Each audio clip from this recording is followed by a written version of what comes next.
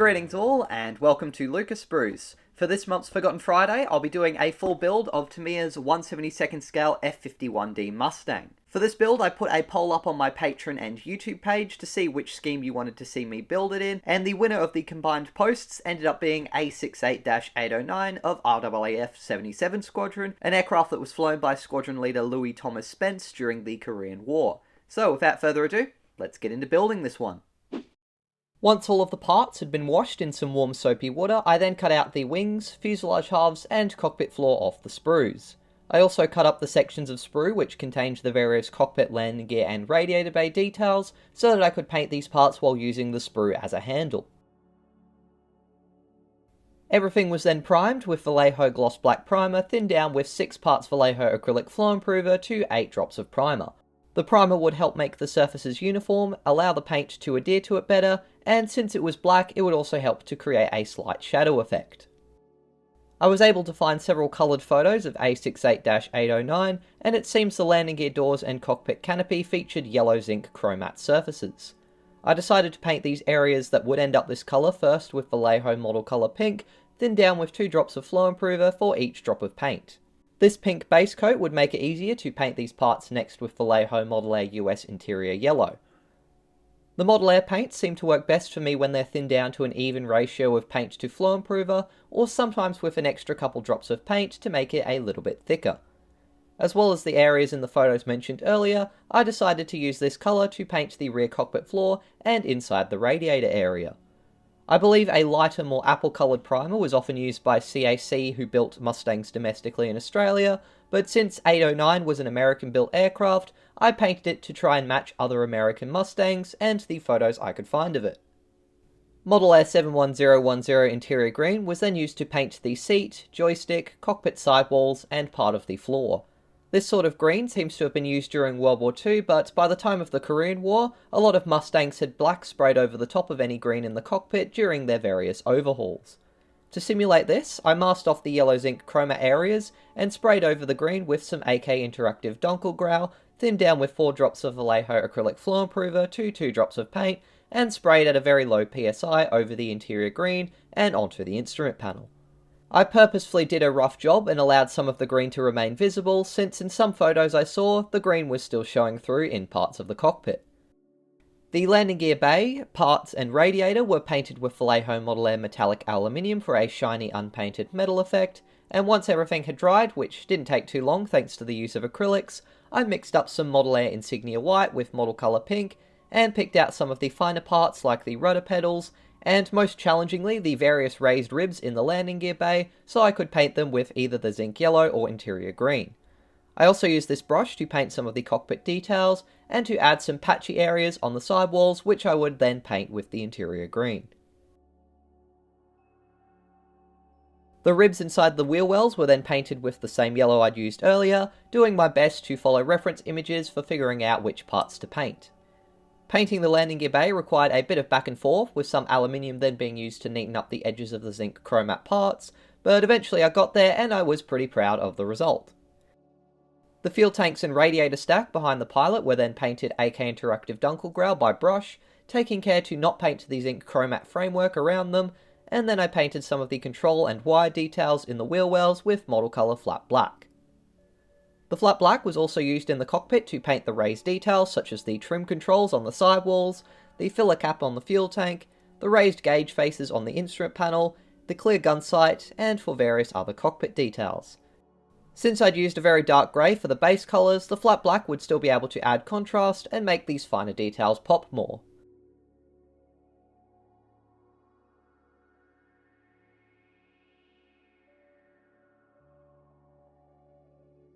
For additional details, Model Colour Chocolate Brown was used as a base colour for the pilot's headrest and for the gun sight padding, Model Colour Vermilion Red for various raised cockpit dials and details, Model Colour Gunship Green for the joystick's cover, and then all of the raised details in the cockpit were dry brushed with some Model Colour Flat White, and using a very fine SMS brush, I painted some details with it onto the gauges. A decal is included for them, but I find Tamiya decals to be incredibly thick, so I avoided using the instrument dial in case it did not conform to the wonderful raised details on the part.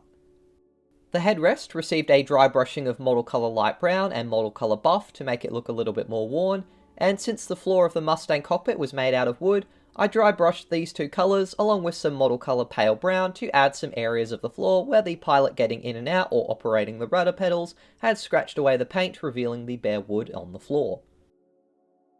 On metal parts such as the rudder pedals, seat, canopy frame, landing gear doors and sidewalls, I dry brushed a bit of Model Air aluminium for some subtle metal chips and scratches. Once the seat was then painted buff and the paints had all dried, I went ahead and gave the landing gear bay and all of the cockpit and radiator parts a coat of Tamiya black panel accent to highlight their details and to add some dark grime to the radiator and wheel well in particular. Once the enamel wash had been applied, the excess was then removed and forced into the recessed details by rubbing areas that were too dark with a cotton bud or brush dipped in X20 enamel thinners.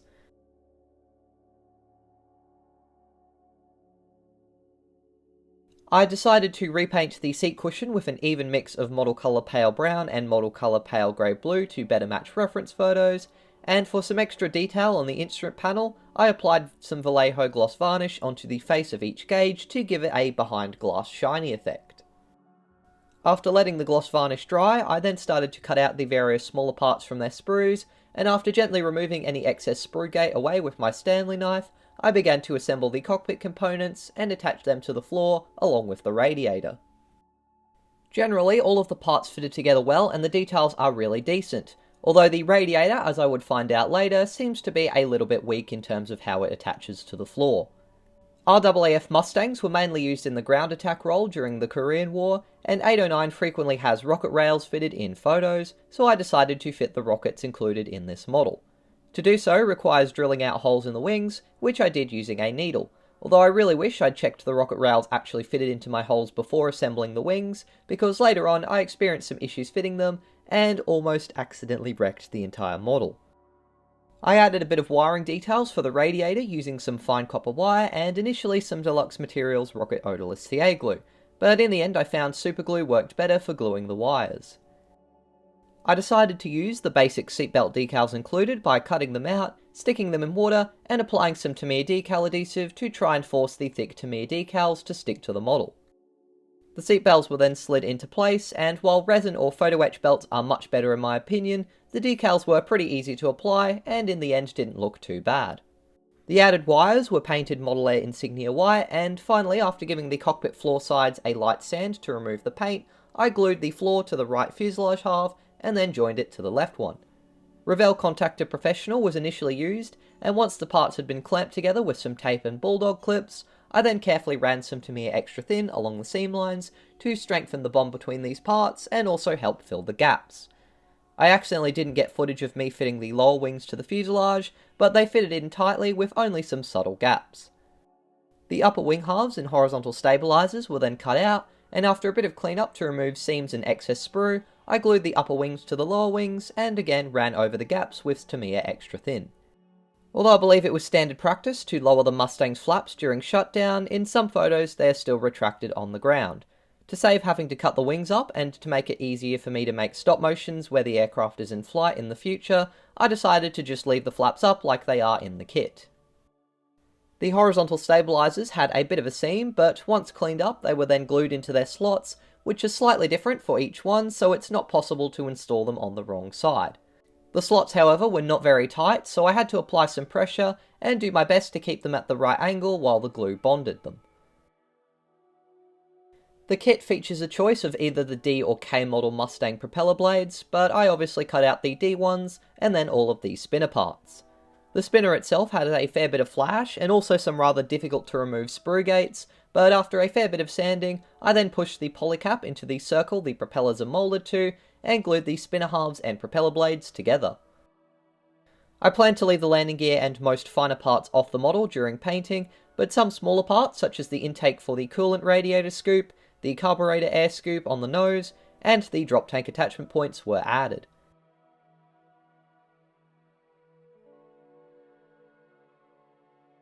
Before priming the model, I got out some Vallejo water-based putty and used it to fill any gaps that were still present. The worst gaps were on the underside around the wing root and lower engine cowling, but in general the gaps were all pretty small and didn't require much filling.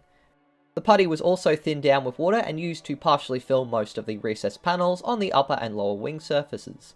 In real life, when Mustangs were built, putty would have been used to fill the gaps in the wings and the rivet sink marks, making them a lot less visible but still present in some photos, so I wanted to try and create this effect. I didn't want to totally fill them in, hence why I used a bit of water to thin the putty down, but in the end the putty was too thin and I only noticed this after painting the wings later on. On the next Mustang I build, if I attempt this effect, I'll probably just apply the putty without thinning it, since Vallejo putty already shrinks a bit as it dries, but for this kit I decided to just leave it as it was. If I made any mistakes while applying the putty, I would carefully remove it with my scribing tool, which I had to do along the gun access hatches. The putty was left to dry overnight before I then sanded away any excess, and also sanded the fuselage joints down to remove any gaps or seam lines using a file and then gradually finer grades of sandpaper. If any vertical panel lines or access hatches were lost or weakened by the sanding, I then carefully rescored them using a Tamiya scribing tool. The wings received a light sanding with 2000 grit to make them smooth and remove any putty from the surface, and after more sanding of the propeller assembly, I used some white tack to fill over the cockpit, landing gear bay and radiator scoop to mask them off for painting. The blue tack was also used to mask the inside of the canopy frame, which I painted by itself, and it was very useful for holding the landing gear doors in the closed position on the underside of the wings, so I could paint their external surfaces along with the rest of the aircraft. With everything masked up, I then sprayed the entire model in gradually built up layers of gloss black primer. While priming the aircraft, I also primed the propeller, canopy frame, and while on the sprues, the drop tank parts, pitot tube, and rockets. I continued to build up the primer on these parts until eventually they were all a uniform glossy black, and then I set everything aside to cure for 24 hours before painting. Since 809 had black anti-glare paint on the forward fuselage, I ended up masking the black primer in that area off with 3mm masking tape, which I also did for the black propeller blades. After a quick wipe over with a microfiber cloth to clean the surfaces, I then went ahead and sprayed the fuselage along with the tail except for the rudder, the horizontal stabilizers, and the areas of the wing that would have been left in bare aluminium with Vallejo Model Air aluminium. I've used this paint recently on the Tamiya Squadron and for various small aluminium parts in other builds. I find it gives a really lovely slightly polished aluminium finish, especially when combined with the gloss black primer as a base and with gloss varnish over the top. I gradually built up the aluminium, spraying it at around about 20 psi until the surface just became visibly wet. I find that compared to the matte paints in the Vallejo Model Air range, the metallic ones tend to need a larger ratio of flow improver to paint, roughly about 2 to 1, and they also seem to need at least 30 minutes or so to harden and cure before they become a little bit less tacky. 809 had a red spinner, and initially I painted it with Vallejo Model S 71102 red, though I found it a bit too dark and somewhat difficult to spray without it building up rapidly and the paint running. While most of the P-51 Mustang surfaces were left in bare aluminium, the wings and fabric surfaces would have been painted in an aluminium lacquer. I attempted to create some by first masking off the surrounding aluminium areas and then mixing up 5 drops of flow improver with 3 drops of Model Air aluminium and 3 drops of Model Air light gull grey. This was then sprayed onto the wings, and as you can see it produced a much duller and slightly less metallic shiny effect. The paint was a bit dark though, so I added a few drops of insignia white and did a few coats over the wings to make them a bit lighter. I wanted the fabric on the rudder to be a lot less dark based on reference images, so instead of using light gold grey, I mixed insignia white evenly with the aluminium. When I was done painting the rudder, I then removed the masking tape, and while the wings were a tiny bit dark still, I was overall really happy with the results. I did consider doing some panel variation using some various shades of metallic silvers, though in the end I decided not to as 809 looked pretty uniform in most photos, and I didn't want to risk damaging the finish which I was really happy with. I did however paint the exhaust panels by brush with some Model Air steel to make them a tiny bit darker. Some touch-ups were then done to the glare shield using a fine brush and some model colour flat black, and this was also used to paint the tyres for the main and tail wheels, and to do some touch-ups on the propeller blades.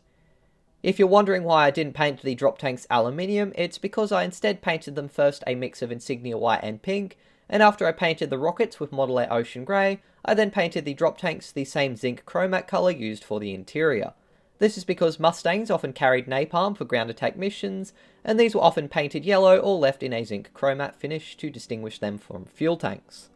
I couldn't find photos of 809 with them on, but the RAAF Mustangs certainly used napalm, and you can find photos of other Mustangs during the Korean War that used these yellow tanks.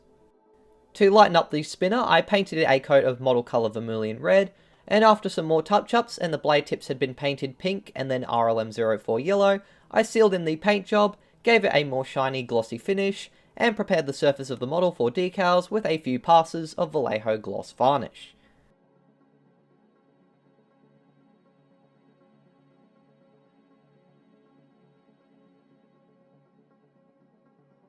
The decals for 809 came from the Italeri Korean F-51D Mustang kit, which I've done an inbox review of, so I cut those out along with some of the common stencils from the Tamiya kit, and after sticking the decals in warm water for a few seconds, I then applied some Tamiya decal adhesive onto the model where the decals would go, and then I slid the decals into place using a brush or my finger and positioned them.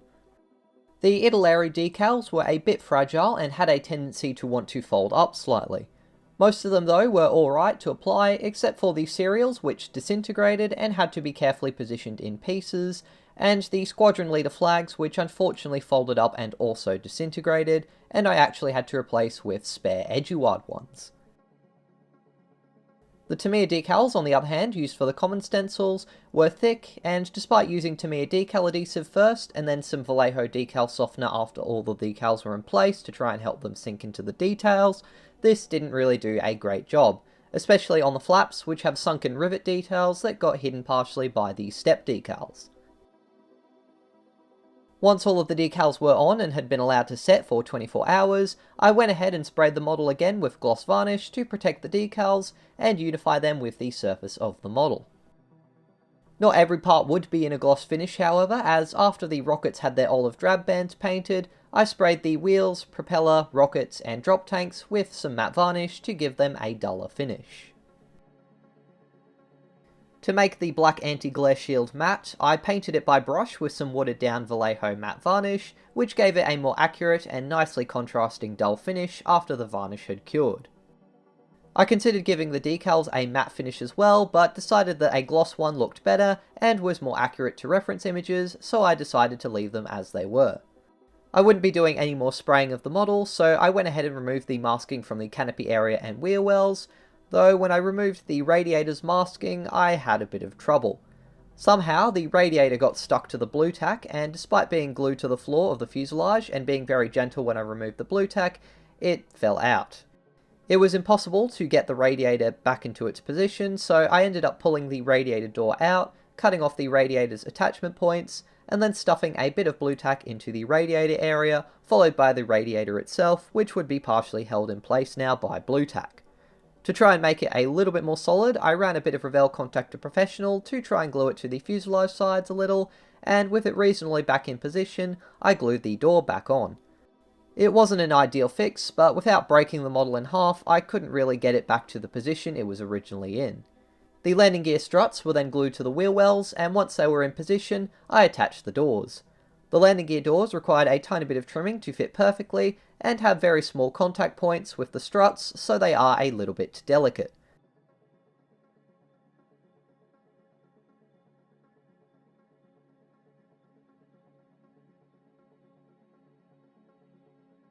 The large doors on the inside have small struts as separate parts, but they were very fiddly and awkward to attach, and the low contact area between the fuselage and the thin doors meant that they had to be held in position while the glue bonded.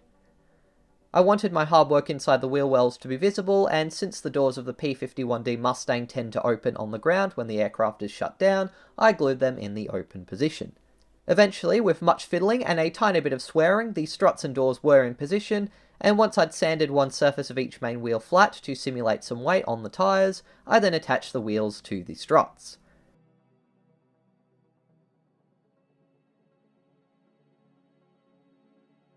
A few touch-ups on the wheels, glare shield and anti-glare strip were done with flat black, before I then painted the tips of the rockets, their railings, and the aircraft's exhausts with Model Air aluminium. 809 looked pretty clean, but even well-kept Mustangs flying for air shows, and certainly most wartime heavily used Mustangs, got grotty. So I decided to add a bit of grime and highlight some of the panels with my usual Tamiya Enamel Black panel wash. I first applied this wash sparingly on and around the landing gear and gun access panels, and then removed the excess and streaked it backwards gently by rubbing away the wash in the direction air would flow over the wings using a brush dipped in X20 enamel thinners. For larger areas, I used a cotton bud which was also dipped in some thinners. Next I applied the wash around the engine access hatches and exhausts, again very sparingly, and once applied I removed the excess.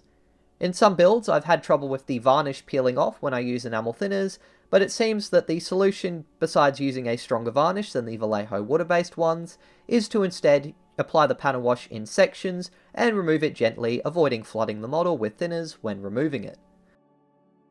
Finally, I then applied some panel wash on the underside of the fuselage around the radiator scoop where leaks and grime seem to generally be most prominent, and finished it all up with a few of the panels on the upper surface of the wing.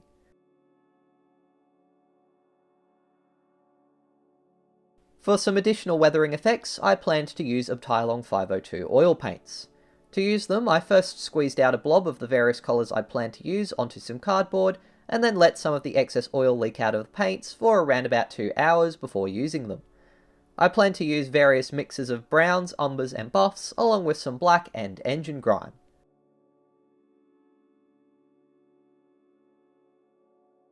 While allowing the oil paints to dry, I gave the exhausts a wash with heavily watered down model colour Old Rust, mixed with some Model Air Gold. This gave them a nice subtle heat oxide effect, which I would later amplify with some oil paints. I still had some time, so I cut out and assembled the rockets by adding on their fins, and also joined the two drop tank halves together. The rockets then received some touch-ups by brush, while the drop tanks were given another coat of pink to fix the sides, where I had to do a bit of sanding. I then meant to paint them with the US interior yellow to make them that zinc chromat colour, but I instead accidentally painted them in a more vibrant and darker RLM04 yellow, and had to then repaint them again with the US interior yellow. By now the oil paints were ready, so I glued the exhausts onto the model and started adding some exhaust stains by using a fine brush to dab some black and engine grime onto the exhausts and coming out of them. AK Interactive odorless thinners were used to both reactivate the now slightly dry oil paints and to also thin them down and soften the edges of the exhaust stains. Using a fine brush, the stains were streaked backwards in the direction air would flow over the aircraft, and the edges of the exhaust stains were feathered until they were a bit more subtle. Some black and engine grime along with dark browns were then dabbed onto the underside heavily around the radiator and streaked backwards to add a build-up of grime there, before I carefully created these smaller streaks coming from the drain plug. I think there should be a drain plug on the right side of the cowling too, but I didn't notice it getting as streaky in reference images, and only did one on the left.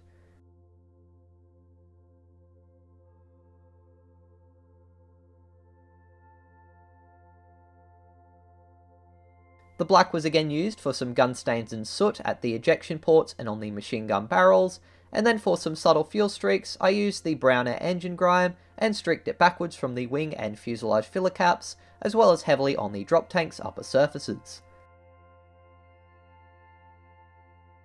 To try and create some finer streaks, I used a very spindly long brush dipped in the odorless thinners to drag the excess paint away in some areas, although it was a little bit tricky to do. RAAF Mustangs in Korea frequently flew out of forward airfields, so I dusted on some lighter browns and buff colours onto the wheels, and then rubbed some thinners over them to leave a build-up of dust and dirt inside of the tyre tread.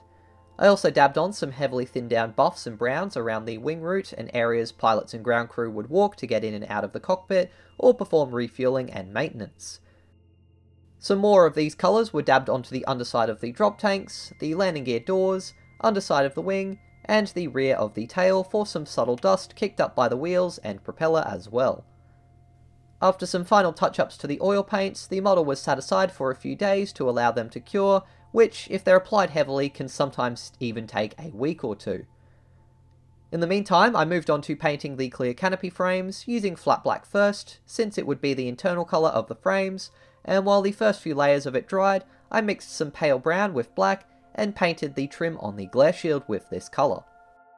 Once the oil paints were dry, I then planned to attach the rockets, but found that the holes I drilled out were slightly too small, and instead of the rocket rails dropping into them, the fragile parts would bend even with only light pressure being applied.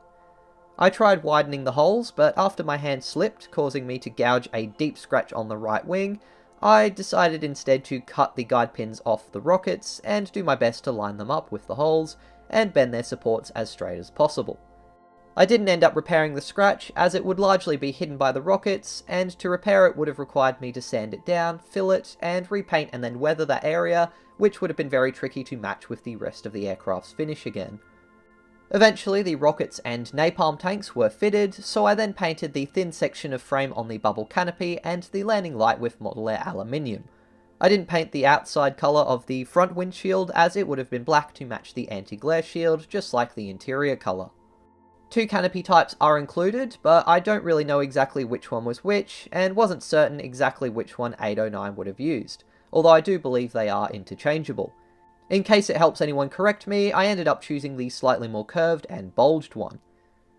The rear of the landing light bulb was then painted Model Air RLM01 silver, along with the unpainted parts of the landing gear strut, the tip of the pitot tube, and all of the lights. A sharp wooden cocktail stick was then used to remove any mistakes from the clear parts, and after some touch-ups with black on the front windscreen frames, I cut them out and did some test fitting and sanding to get them to fit into place.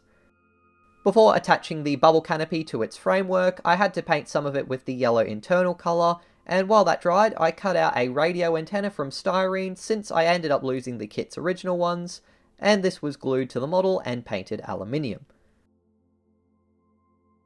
While I had some aluminium out and a fine brush, I also did some subtle metal chipping on the access hatches around the black anti-glare panels, and also added some chipping and scratches to the leading edges of each propeller blade. The front windscreen was then glued to the fuselage with rocket odorless CA glue, and this was also used to glue the bubble canopy to its frame and the landing light to the inside of the right wheel well, since the odorless CA glue doesn't fog up clear parts. The rear canopy has a small notch to fit it into on the fuselage, so it can be slid into the open or closed position unglued and is pretty tight. The pitot tube was then glued to the underside left wing, and the last thing I then attached to the model was some rigging wire. Unfortunately, I didn't quite do the rigging accurately, as that would have required drilling a hole into the bubble canopy, as the wire should actually lead from the tail to the back of the headrest, though I wasn't really confident doing this, and didn't want to break the clear parts. Instead, I ended up gluing the rigging wire with some odorless CA glue to the bubble canopy, and set it aside to allow the glue to harden. While waiting, I painted the left nav light and top signal light with Tamiya clear red, the right nav light and middle signal light with clear green, and I painted the bottom signal light with AK Interactive clear orange. By then, the rigging wire was solidly attached to the canopy, so I applied some superglue onto the tail, stretched the wire back onto it, trimmed away the excess, and with that completed, so too was my build of the Tamiya F-51D Mustang in 1/72nd scale. And here you can see the results I achieved with this model. For my first ever airbrushed Mustang build, I'm pretty happy with how everything turned out. I really love the finish, and especially the contrast between the aluminium and lacquer areas. Sure, the aluminium finish could have benefited from some variation, but that's something I plan to try and experiment with a bit more in the next Mustang build. I'm really happy with how the slightly more subtle than usual weathering turned out, very much enjoyed doing the cockpit, and I'm pretty proud of the time I spent painting the wheel well details. I really should have been more careful though when attaching the rockets, and should have definitely done a test fit before the model had been assembled and painted, but hindsight is 20/20. The Tamiya Mustang seems to be held in high regard, and now that I've built one, I can certainly see why. The only things I really didn't like were the thick decals, which seem to be a curse of all Tamiya kits. Ironically, the Italeri decals I used for most markings had the opposite problem, being fragile and thin, so I kind of got the worst of both worlds in terms of decals, but luckily they didn't silver, and thanks to the Eduard spares, I was still able to apply all of the markings for this scheme. The kit has a few small drawbacks, like the cockpit areas being slightly simplified compared to newer toolings, a bit of an odd choice with the use of raised rivets of various sizes on the wings, a few areas where the wings have small gaps, a few parts such as the landing gear that are rather fiddly, and without modification, the kit's landing gear must be down and the flaps up, but apart from that, it's pretty great. On the plus side though, the kit has some very good crisp panel lines, very nice surface detail, a wonderful landing gear bay, nice selection of markings, generally goes together easily, has a range of armament options, and it looks pretty accurate to me, although admittedly I don't have Mustang expert eyes. It generally retails for 20 to 25 AUD brand new in Australia, which makes it one of the cheaper Tamiya 1/72nd scale kits, and pretty even with other brands of Mustangs, so I think it's a pretty good price. I would certainly recommend this kit over the less detailed and older Hasegawa and Italeri offerings, which I've done inbox reviews of, and in the future I will be taking a look at some other Mustangs, including the Eduard one, which I'm especially looking forward to comparing to this one. So overall, it's a really great kit, I enjoyed making it, and it definitely wouldn't take much convincing for me to do another Tamiya Mustang in a future build. Thank you very much for watching this video. I do hope you enjoyed it and got something out of it. If you did, please be sure to leave a like and also subscribe to the channel if you haven't already so you don't miss any future inbox reviews, build videos or stop motions. A massive thank you to my wonderful patrons who helped me to fund not only buying this kit, but also the products I used to make it, and the time I spent making these videos, so thanks for making this one possible. If you want to help fund my channel, as well as other projects such as my 3D design work and my Battle of Milne Bay film script which I'm working on, then please consider joining my Patreon, or also buying my STL designs from my Cults page, or secondhand kits from my eBay shop in Australia. I'm currently finishing off a couple of Corsairs, which are going to be the subject for some full build videos in the next couple of weeks or so, and I'm also working on a larger aircraft, which hopefully everyone will enjoy when I have the build video ready for that as well. Most likely though for next week I'll just be releasing 1 or 2 inbox reviews. Anyways though, that's it for now, but until the next video, as always, take care, and model on.